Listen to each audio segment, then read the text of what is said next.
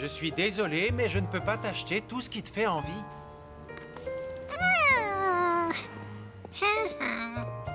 À ce soir, et sois bien sage. L'homme au chapeau jaune ne pouvait pas lui offrir le four à gâteau. Tant pis, il se l'achèterait lui-même. Comment? En se trouvant un travail pour se faire de l'argent de poche. Le problème, c'était que M. Cristal avait déjà engagé un laveur de vitres.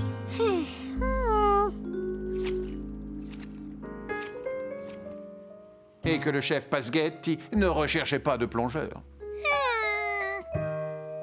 Il y avait des jours comme ça, où personne n'avait besoin de lui.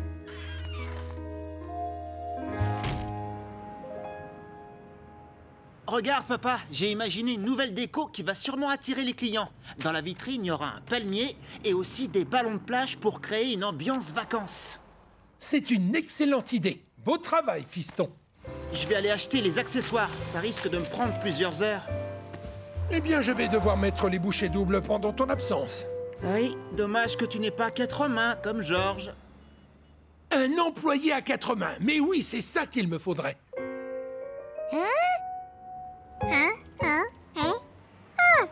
Un employé à 4 mains? Ça tombait bien. Georges correspondait exactement à ce que l'épicier cherchait. Et l'argent qu'il allait gagner lui servirait à payer une partie du four à gâteau.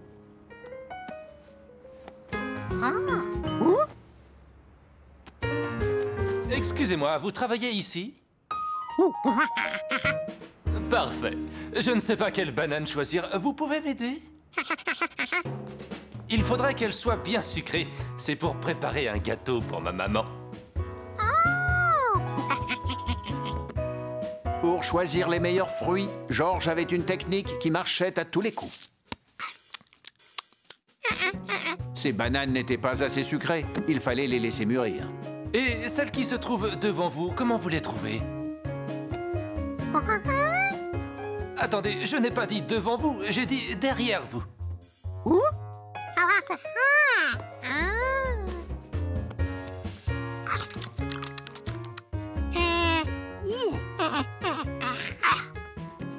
Alors, goûtez celles qui sont au-dessus.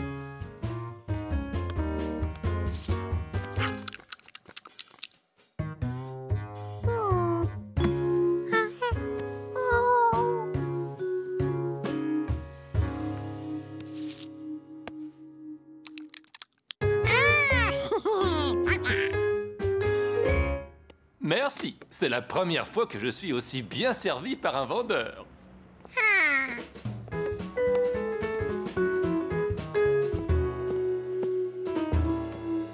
Oh non, mais regardez-moi ce gaspillage. Il y a des clients qui se croient vraiment tout permis. Oh. Votre employé est formidable. Je dirais à mes amis de venir faire leurs courses chez vous. Oh, c'est très gentil. Je me retrouve juste à côté du rayon surgelé et je te répète qu'il n'y a pas de glace au kiwi. Je peux en acheter au raisin si tu veux. S'il vous plaît, est-ce que vous pourriez me donner un paquet de bâtonnets au raisin?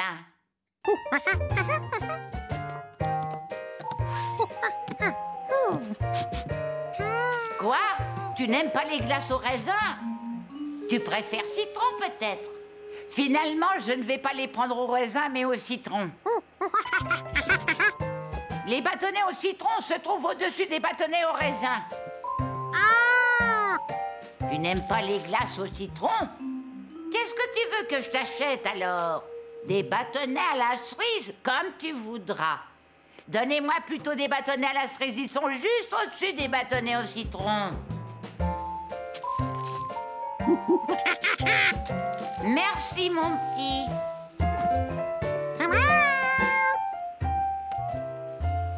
Maman, tu m'achètes un pot de crème glacée? Non, ma chérie. Ah, ça, j'y ferai alors. Non plus, ma chérie. J'ai dit pas de sucrerie, rappelle-toi. Il y avait sûrement d'autres clients qui avaient besoin de ses services. Oh, ça alors, je ne sais pas ce qu'ils ont les clients aujourd'hui. Hein? Oh.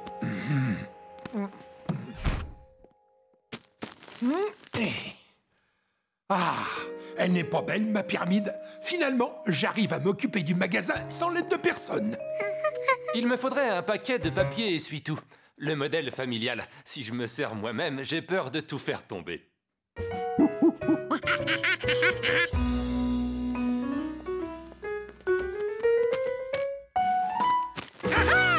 Non, le paquet qui est en dessous.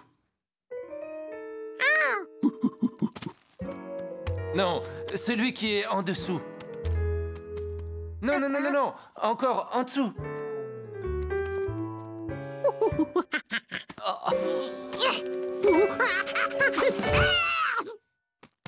Merci beaucoup. Non seulement vous êtes sympathique, mais vous êtes aussi très drôle.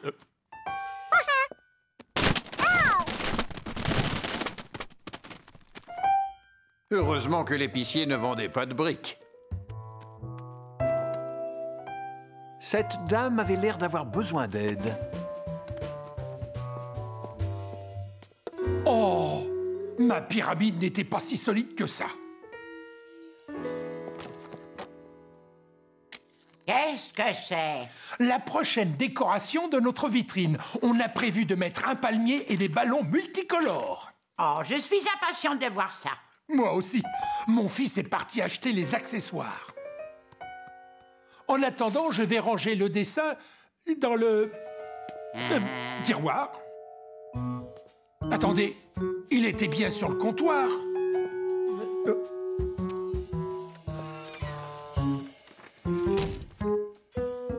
Pourquoi attendre le retour du fils de l'épicier? Georges pouvait s'occuper de la décoration de la vitrine.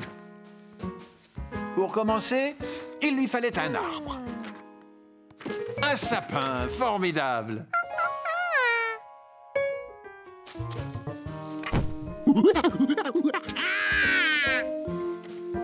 Les boules de couleur, il les avait aussi. Et pour donner un air de fête, des guirlandes lumineuses et des guirlandes en papier.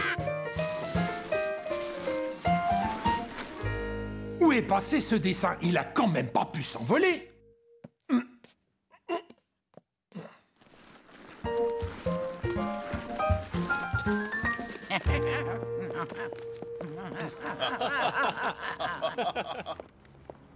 Votre magasin est vraiment étonnant. Permettez-moi de vous souhaiter un joyeux Noël. Hein? Oh. Joyeux Noël, monsieur l'épicier! Quoi? Qu'est-ce que vous avez tous à me souhaiter bon Noël? On est en juillet. C'est à cause de votre vitrine, on ne peut pas la rater.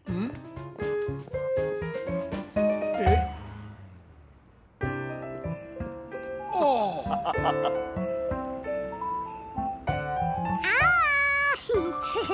Coucou, Mais... Je ne sais pas combien vous le payez, mais il mérite le double. Je n'ai jamais vu d'employé aussi serviable. Moi non plus. Georges? Alors comme ça, tu as passé toute la journée ici à t'occuper des clients et de la vitrine?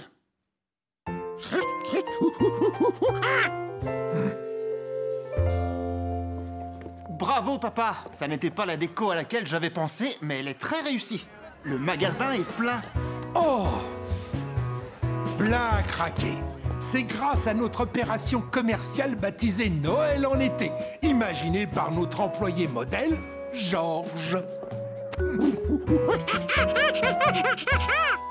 On va peut-être pas rester là. Les gens vont croire qu'on fait partie du décor.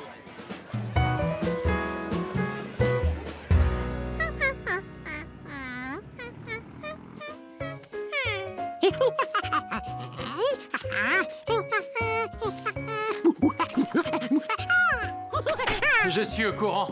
J'ai croisé l'épicier qui m'a tout raconté. Je suis très fier de toi. Continue comme ça et tu vas bientôt pouvoir t'acheter ton four. Mais pour t'aider à patienter, je t'ai rapporté un petit quelque chose.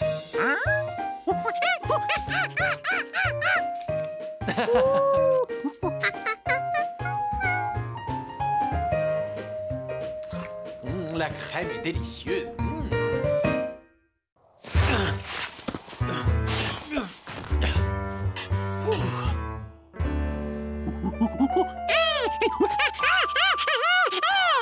Tu sais, je me sens un peu fatigué. J'ai une idée. Va t'amuser pendant que je vais nous servir un bon chocolat. Je pense qu'il doit en rester suffisamment pour remplir 2 tasses. Jouer dans la neige avant de boire un bon chocolat chaud, la journée commençait bien.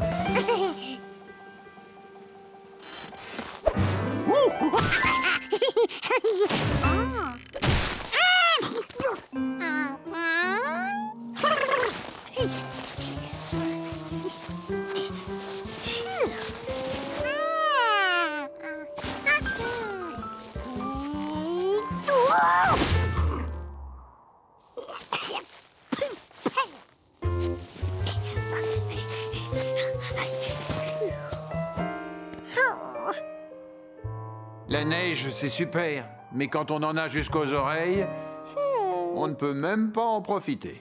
Salut, Georges! Ce n'est pas en ville qu'on a l'occasion de faire du ski de fond, pas vrai? Pourtant, c'est génial, surtout quand il y a beaucoup de neige comme aujourd'hui.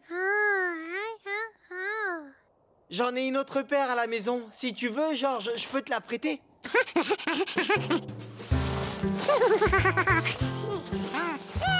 C'était rigolo.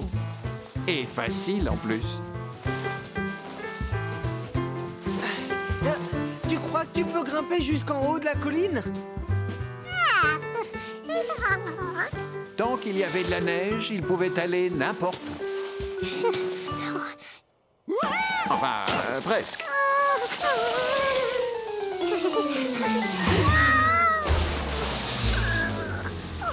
Ce n'est pas en grimpant en ligne droite que tu arriveras au sommet, Georges. Oh! Il faut faire des zigzags. Et quand tu t'arrêtes, pense à rentrer les genoux comme moi. Ça t'évitera de repartir en arrière. Oui, c'est bien. Continue comme ça. Tu te défends pas mal pour un débutant. Allez.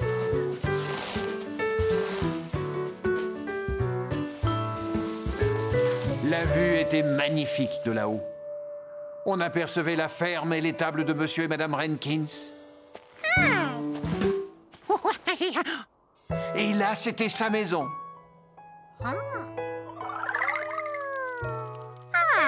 Il valait mieux rentrer maintenant, parce que son ami avait dû servir le chocolat qui restait. Et personne ne résiste à un bon chocolat bien chaud. Même pas l'homme au chapeau jaune. Tiens, qu'est-ce que ça peut être? Attends-moi ici, je vais aller voir. Je reviens tout de suite.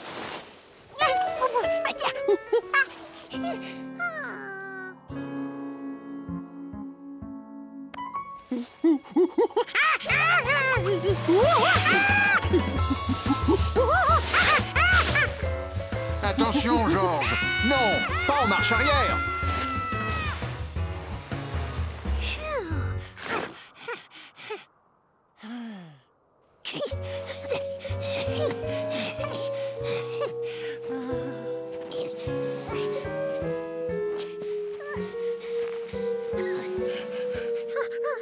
Georges!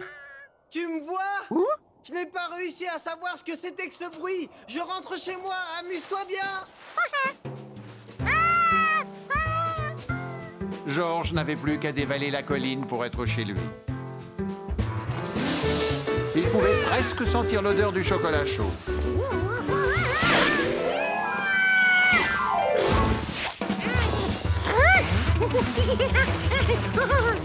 S'il ne récupérait pas son ski, ça finirait mal.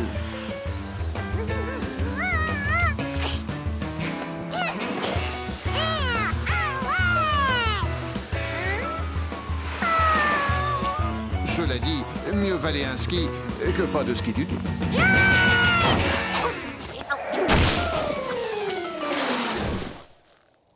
C'était grandiose.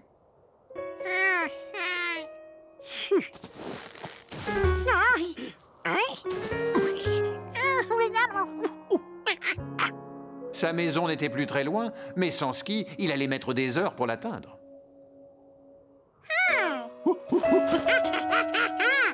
Il a l'air d'être intéressé par nos raquettes. Il essaie de nous dire qu'il en aurait besoin pour arriver jusqu'à cette maison. C'est sûrement là qu'il habite. Je vais lui prêter les miennes. Et comment tu vas rentrer chez nous? On ne peut pas marcher dans la neige sans raquettes.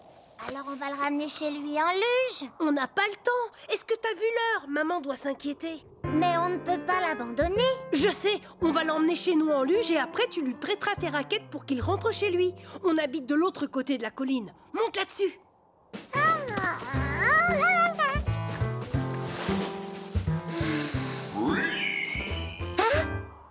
C'est exactement le même bruit que tout à l'heure. Ce doit être des jeunes qui font de la luge comme nous. Attention, vous êtes prêts? Accroche-toi bien.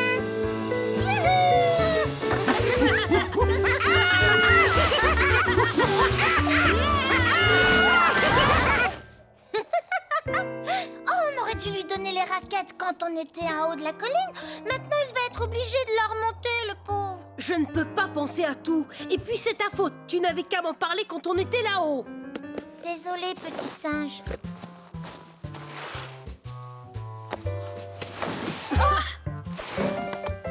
Anne séjour. Au revoir.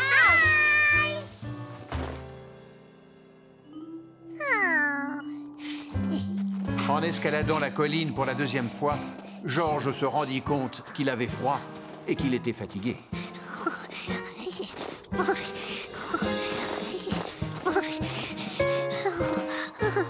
Pour se donner du courage, il pensa à la tasse de chocolat chaud qui l'attendait à la maison.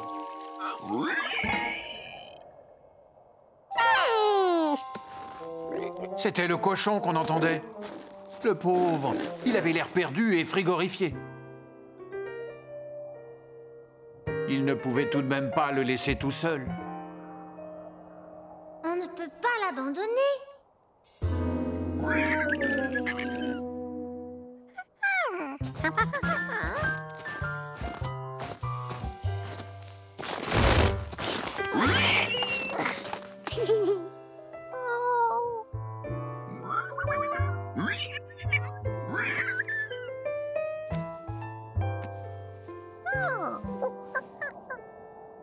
Comment le cochon avait fait pour grimper jusqu'ici? Et maintenant, comment Georges allait faire pour le redescendre?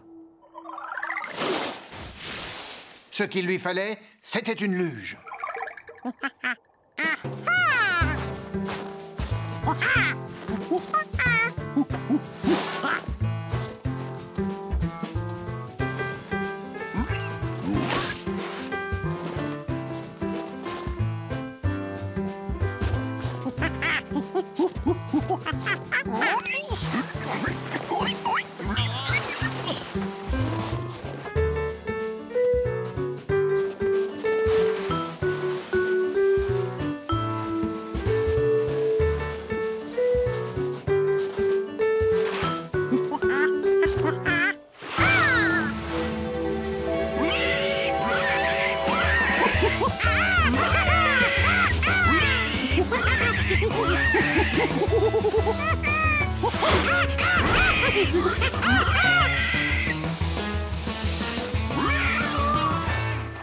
Je vous avais dit que c'était mon petit Mac. J'avais reconnu son cri.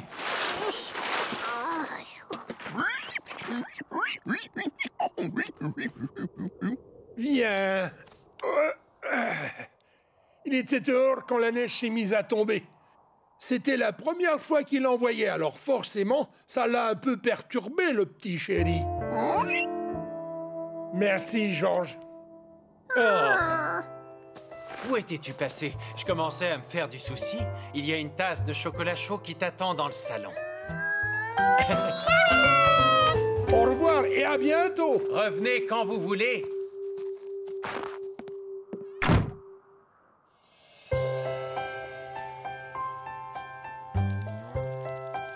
Après avoir fait du ski, de la luge, sauvé un petit cochon, bu un bon chocolat, c'était pour Georges une journée bien remplie.